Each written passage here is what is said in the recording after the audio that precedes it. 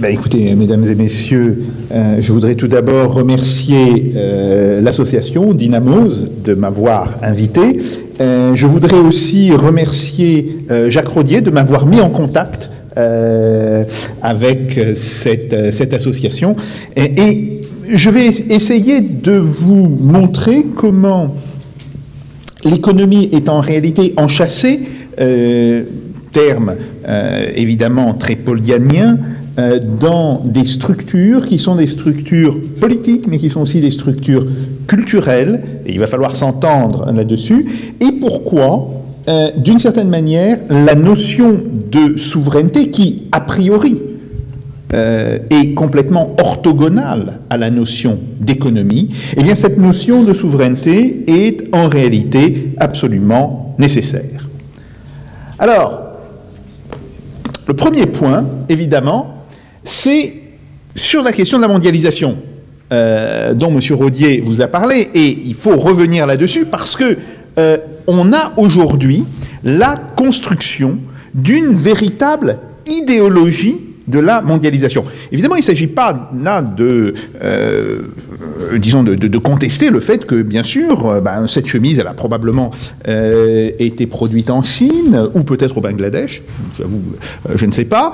Je n'ai pas de smartphone, mais si j'en avais un, il aurait été très probablement produit en Chine. Par contre, mon ordinateur, dont je ne me sépare plus maintenant, a été, lui, produit en Chine. Il aurait pu être produit aux États-Unis, mais là, un vendeur avec qui j'avais établi des relations de relativement sympathie m'a dit « Oh, n'achetez surtout pas d'ordinateurs qui sont produits aux États-Unis, la qualité est tellement moins bonne que ce qui est fait en Asie. » Il m'avait montré effectivement le taux de retour des machines en fonction de leur origine de production. Je me suis dit, oui, pas complètement tort. Bref, il y a une réalité en termes d'échange de biens, marchandises, aussi de capitaux. Et puis, il y a une idéologie. Alors, d'abord, de quoi parle-t-on avec la mondialisation? On parle en fait de plusieurs choses. Le commerce international, oui, chose qui est très ancienne. Le commerce international, il existe probablement depuis un millénaire avant Jésus-Christ. Donc, si vous voulez parler de la nouveauté du commerce international, c'est un petit peu se tromper d'échelle. Alors bien sûr, on va dire, oui, mais les produits qui étaient liés à ce commerce international, ils affectaient grosso modo 1, 2, peut-être 5% de l'ensemble des produits qui étaient consommés par les agents. Peut-être, peut-être pas.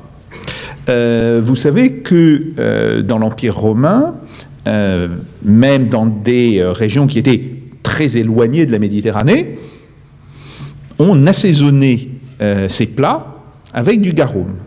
Et le garum, en réalité, c'est quelque chose qu'on ne peut produire qu'en Méditerranée, parce que c'est un mélange de poissons un petit peu fermentés, d'eau de mer, etc. Et ça servait en fait de condiment. Bon, donc on voit qu'il y a là des échanges qui sont extrêmement développés. De même, par exemple, sur les tombes celtiques. Alors, petit point, vous savez qu'on oppose en histoire, très traditionnellement, les Germains et les Celtes. Les travaux sur l'ADN ont montré, il y a de cela maintenant pratiquement 25 ans, que les Germains et les Celtes étaient exactement la même population. Mais ils n'avaient pas la même culture. Et on voit bien que la différence entre Celtes et Germains, elle est tout à fait réelle, mais c'est une différence de culture politique. Parce que les Celtes ont adopté le modèle politique de la cité-État, de l'oppidum, alors que les Germains, eux, sont restés très largement fidèles au modèle tribal. Donc il y a, sur une population qui est génétiquement la même, dont les langues sont, d'après ce que l'on peut savoir par les écrits des auteurs de la préhistoire, apparentées, des séparations absolues, liées aux formes d'organisation politique. Et ce qui est très intéressant, c'est qu'on retrouve dans les tombes de princes et de princesses celtes des pièces de monnaie grecque, des cratères, bon, ce qui montre que dans la civilisation celte, bien avant la conquête de la Gaule par Jules César, bien avant même les contacts avec les Romains, grosso modo début du IIe siècle avant Jésus-Christ, eh bien il y avait des contacts très étroits avec la Grèce. Donc, la mondialisation, c'est une chose, pour les marchandises, assez ancienne. Mais il y a d'autres formes de mondialisation qui sont en particulier la mondialisation des informations, la mondialisation des croyances, aussi par exemple la mondialisation du sport. Alors sur la mondialisation des croyances et sur la mondialisation des informations, vous avez un fait qui était extrêmement intéressant. Ça a été au début des années 80, un fait qui maintenant est un petit peu oublié, le scandale qu'avait provoqué aux États-Unis les images, il s'agissait de photographies, pas d'images, hein, le smartphone n'existait pas, de l'exécution d'une princesse saoudienne et de son amant par lapidation. Et on s'est posé la question, en fait, des choses horribles comme ça, elles étaient malheureusement régulières dans un pays comme l'Arabie Saoudite. Pourquoi y a-t-il eu ce scandale? Eh bien, tout simplement parce que l'opinion américaine puis l'opinion britannique ont eu accès aux photos. Et donc, il y a une très grande différence entre le fait de savoir qu'un événement a lieu, on savait que les relations sexuelles hors mariage ou l'adultère étaient punis de lapidation dans toute une série de pays, et le fait d'être confronté à la réalité du fait à travers une photographie. Alors, ce phénomène d'ailleurs a été très étudié sur la constitution des premières bases de données transfrontières, et c'est la première fois où je suis, en tant que chercheur, confronté au phénomène de la mondialisation, parce que le gouvernement français m'envoie avec un collègue étudier cette question aux États-Unis. Nous sommes à l'époque en 1984, et c'est justement le début de cette mondialisation de l'information. Il y a un deuxième problème, c'est le fait que mondialisation et démondialisation, il y a des mondialisations et non pas une mondialisation. Alors, ça aussi, c'est quelque chose que M. Rodier a dit, il l'a très bien expliqué. En fait, on est constamment en présence de flux d'ouverture qui sont suivis de périodes de fermeture, ou de périodes, peut-être pas de fermeture complète, mais disons de périodes de restriction des échanges. Alors, cette restriction des échanges, elle peut être liée à une guerre, mais elle peut être liée tout à fait à d'autres événements. Ces événements peuvent être des changements techniques. Faites attention ici, ne confondez pas la technique et la technologie. Je vous rappelle que la technologie, c'est l'art d'utiliser des objets. La technique, c'est la production de ces objets. Donc, il peut y avoir des changements en technique, avec des objets nouveaux, ou des changements dans l'utilisation de ces objets, donc des changements en technologie. Mais il faut faire attention. Et si vous voulez, et de ce point de vue-là, la langue française a ceci d'intéressant qu'elle distingue bien les deux termes, alors que ces deux termes ne sont pas distingués clairement en anglais, ce qui fait que tous les collègues anglais qui travaillent sur ces questions sont amenés à faire des périphrases à ce moment-là, et quand on les rencontre, j'en ai rencontré un certain nombre, ils me disent « Ah, qu'est-ce que vous avez de la chance d'utiliser le français, c'est tellement plus clair. » Et nous on l'a dit « Mais qu'est-ce que vous avez la chance d'utiliser l'anglais? Sur d'autres points, vous êtes beaucoup plus clair. » Point intéressant, sur lequel je reviendrai. Donc, on est confronté en fait à des flux et des reflux de l'ouverture. Ce qui veut bien dire que il faut étudier les raisons, qui sont parfois des raisons d'ordre technique, parfois des raisons d'ordre technologique, souvent d'ailleurs des raisons d'ordre social ou des raisons d'ordre politique, mais qui sont des raisons, globalement, qui font partie de l'histoire des sociétés humaines. Et là, on commence à voir ce que c'est que la construction d'un mythe. Eh bien, c'est l'idée que la mondialisation serait une espèce de Deus ex machina qui s'imposerait à l'humanité de manière irrémédiable depuis, allez, disons, le milieu du XIXe siècle. Et même, beaucoup d'économistes qui soutiennent cette thèse parlent plutôt de la fin du XIXe siècle. Et oui, parce qu'il y a quelque chose de très gênant, c'est les guerres de l'opium. Alors oui, les guerres de l'opium, c'est ce qui va ouvrir la Chine à l'influence occidentale. Alors pourquoi les guerres de l'opium? La raison des guerres de l'opium est intéressante. L'Empire britannique et la Grande-Bretagne, ce sont des buveurs de thé. Mais le thé, on le fait venir d'où à l'époque? Il n'y a pas de culture de thé au milieu du XIXe siècle en Inde. Hein. Ce n'est que progressivement qu'on va faire venir, d'ailleurs par contrebande, comme pour le caoutchouc d'ailleurs, c'est exactement la même histoire qu'avec l'EVA, on va faire venir des plants de thé. Bon. Donc, on achète du thé au seul pays qui en produit, la Chine. Donc voilà, le commerce est déséquilibré. Et il faut que l'Empire britannique paye en argent, puisque la monnaie chinoise, c'est un étalon argent, régulièrement des sommes importantes. Alors les gens de la Compagnie des Indes disent, enfin, c'est pas possible, il faut obliger les Chinois à nous acheter quelque chose. Ah oui, nous on a quelque chose à leur vendre, c'est l'opium. Le problème, c'est que le gouvernement chinois a interdit le commerce de l'opium. Donc, on va lui faire la guerre pour lui imposer le fait de s'ouvrir au commerce de l'opium. Donc, vous voyez, c'est un petit événement qui remet très largement en cause l'idée comme quoi le doux commerce remplacerait le fracas des armes. En réalité, le doux commerce a toujours été associé aux armes. Et en fait, le navire de guerre a toujours précédé le navire marchand. Donc, il y a là, si vous voulez, dans le discours des économistes, la création d'un premier mythe. Et ce mythe, d'ailleurs, il est très présent, il est très ancien. Vous le trouvez dès les auteurs du début du XVIIIe siècle, et de la fin du XVIIe et du début du XVIIIe siècle. Pour des raisons d'ailleurs qui se comprennent tout à fait. Il y avait des guerres entre les souverains européens, et les économistes se sont dit, mais ça serait tellement merveilleux si on pouvait remplacer la guerre par le commerce. Oui, pour ça encore faut-il que le commerce soit d'emblée équilibré. Et aucun problème.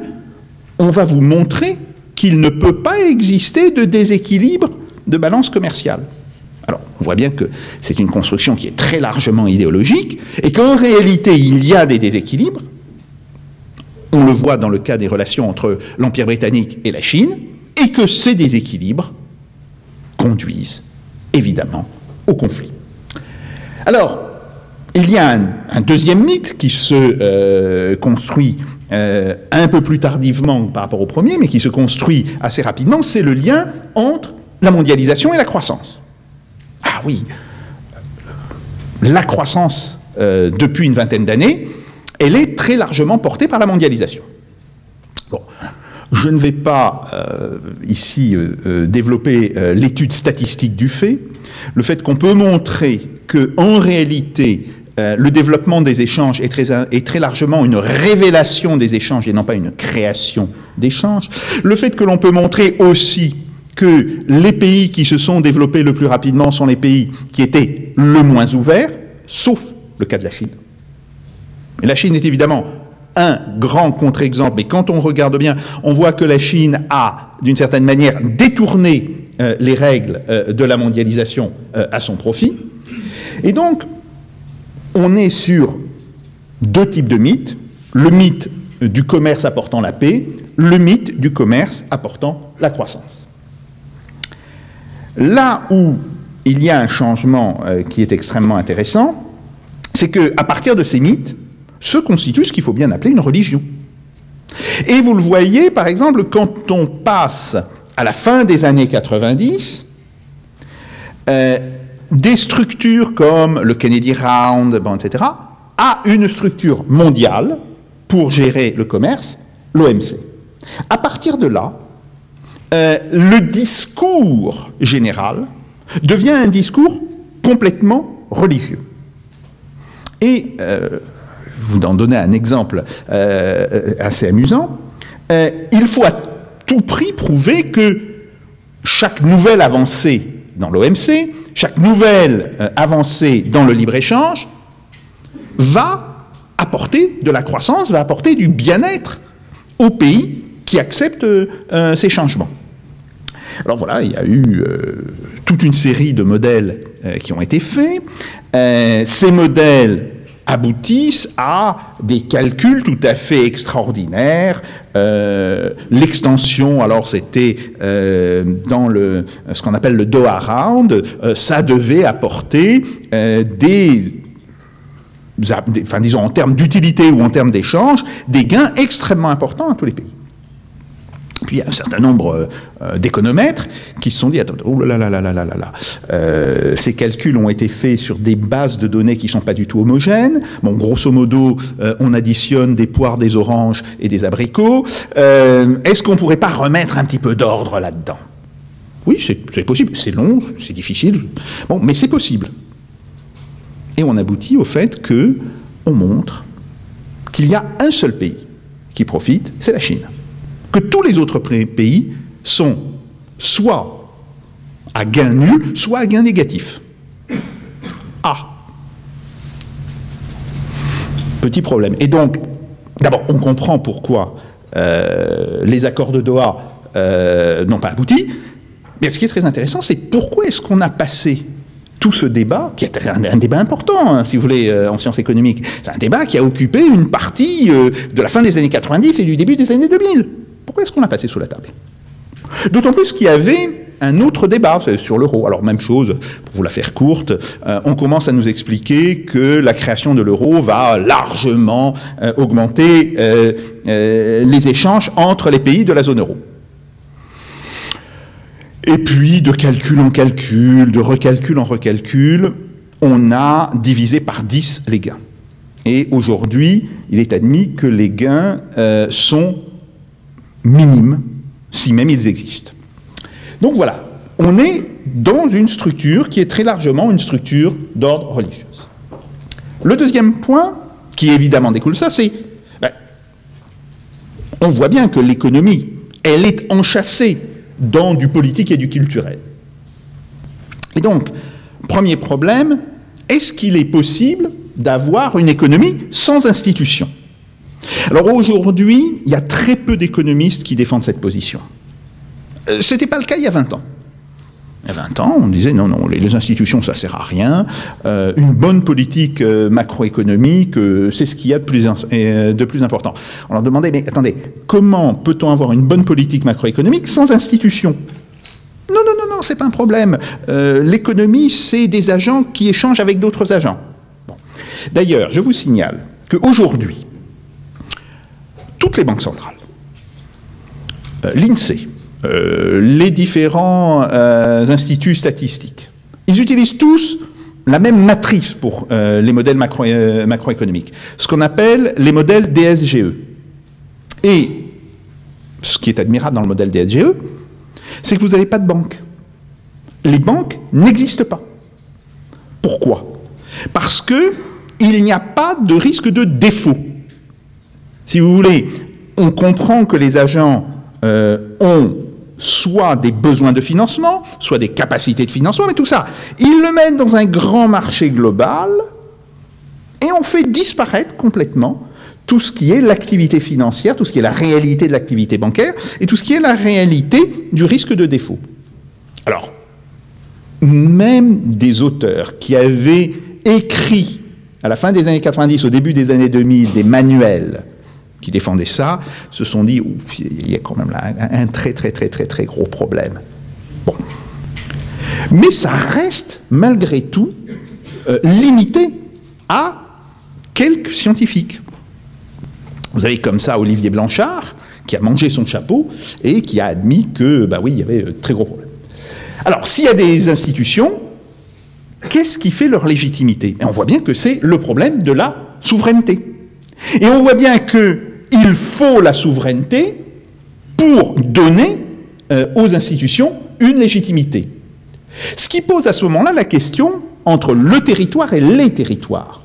Aujourd'hui, on parle beaucoup des territoires au sens des régions, etc. Mais on voit bien qu'il y a une différence essentielle en termes politiques entre le fait de considérer un territoire qui est régi par une loi, ou disons un certain cadre d'institution, et puis des territoires. Et puis, évidemment, il y a la question maudite de l'identité. De quoi s'agit-il? Alors évidemment, dès qu'on parle d'identité, vous avez toute une série de fantasmes, de discours. Oui, l'identité c'est la religion. Oui, l'identité, eh ben, c'est grosso modo notre ADN. Il faut être sérieux. Il y a, et les historiens sont parfaitement d'accord, il y a bien des identités. Mais ces identités, ce sont toujours des constructions sociales. Ce sont même des constructions politiques, en réalité. Alors, ça m'amène à mon troisième point. Ben justement, si la souveraineté est essentielle pour la construction des institutions, qu'est-ce que c'est que la souveraineté? Je vais vous faire une citation. C'est un auteur qui a très mauvaise presse, mais qui est malgré tout un auteur absolument fondamental en droit constitutionnel, Carl Schmitt. Et Carl Schmitt dit « Est souverain qui décide de l'état d'urgence et dans l'état d'urgence ». Autrement dit, il y a toute une réflexion sur la nécessité de prévoir des formes d'état d'urgence, et ça, tous les constitutionnalistes sont entièrement d'accord avec lui, mais il dit ce qui est l'essence même de la souveraineté, c'est qui décide alors que le droit ne peut plus s'appliquer. Autrement dit, oui, bien sûr, l'état de droit, c'est très bien dans 90% des cas, mais il y a quand même 10% des cas où on ne peut pas l'appliquer, et donc se pose la question de savoir qui décide à ces moments-là. Et il a un raisonnement qui est intéressant au sens où il fait de la crise le révélateur de la réalité d'un système. Alors, cette souveraineté, qui la détient? Et vous avez là deux visions qui sont largement antagoniques. Vous avez la vision qui consiste à dire que la souveraineté, c'est la souveraineté du peuple. C'est pas 1789 qui a trouvé ça. C'est les Romains. Regardez la formule. Senatus populusque Romanum. Le Sénat est le peuple romain. En sachant que le Sénat, en fait, c'est l'aristocratie. Et que donc, ça veut dire que qui décide à Rome, c'est, en théorie, cette alliance entre le peuple et l'aristocratie. Donc, il y a déjà une idée de la souveraineté populaire. Et puis, il y a cette autre idée qui consiste à dire le souverain, c'est celui qui a passé un pacte avec Dieu. Et ça, c'est la tradition de la Bible. Plus exactement, c'est la tradition juive.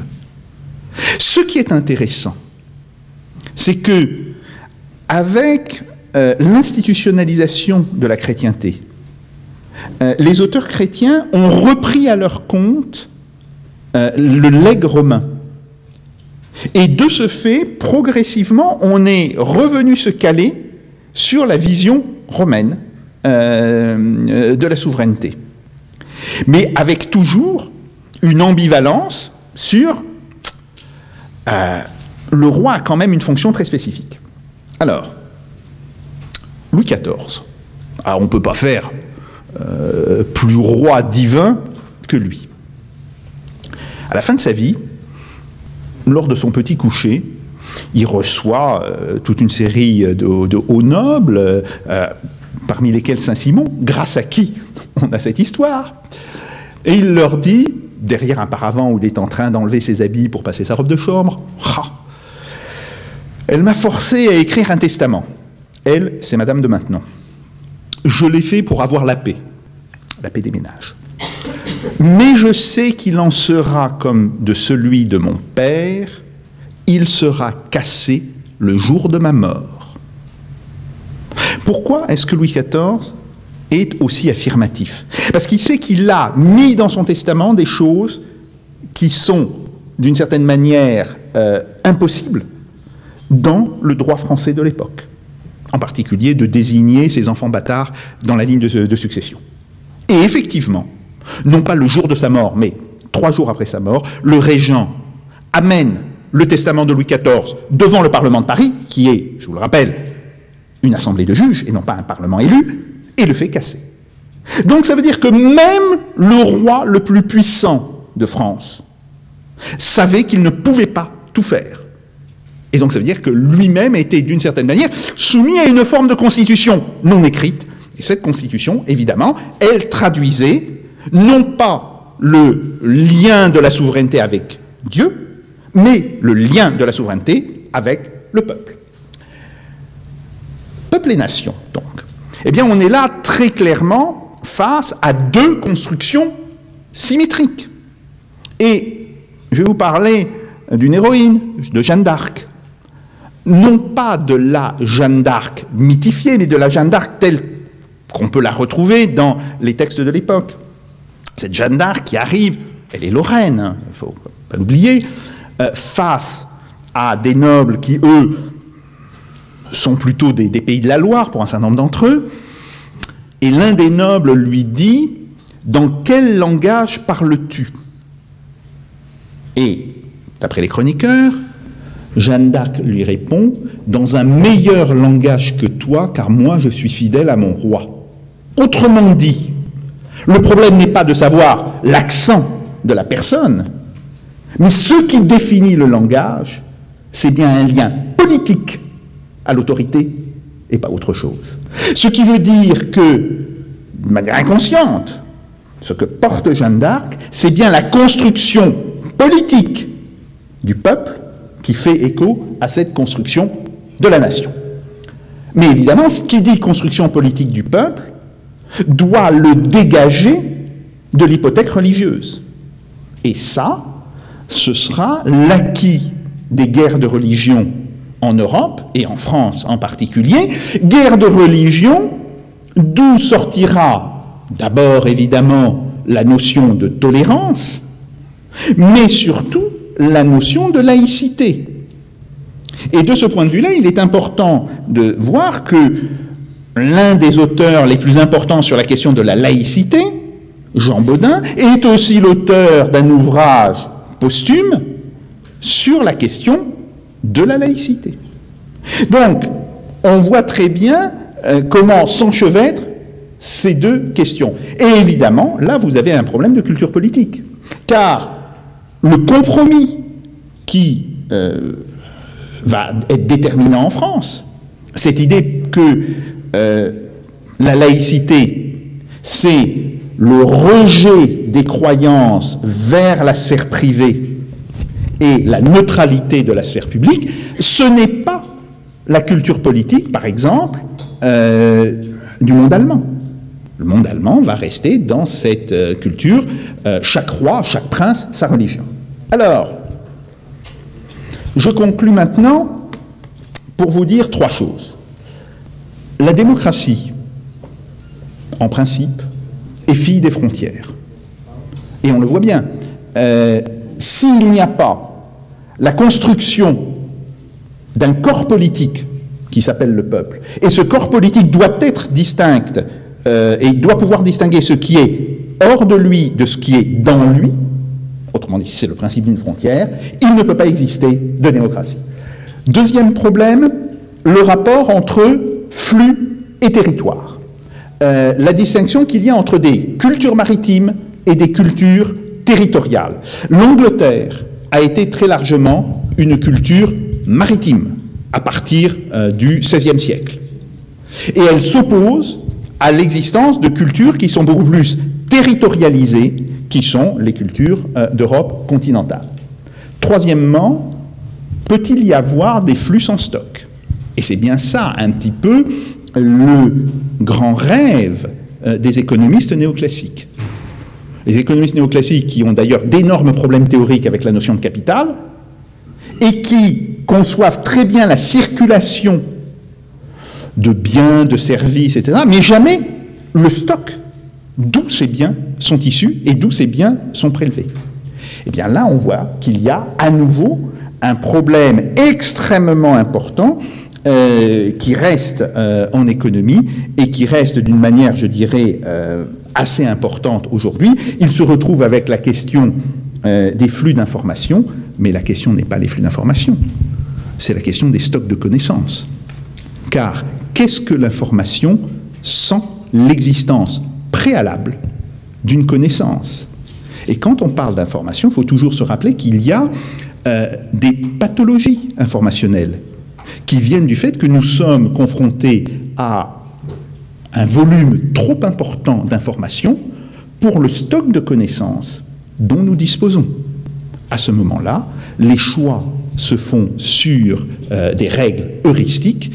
Et là, je vous renvoie à deux auteurs qui sont absolument essentiels, Herbert Simon, mais aussi un auteur qui est décédé il y a quelques années, qui était professeur de logistique à l'école militaire israélienne, qui a écrit un très grand livre sur la stratégie.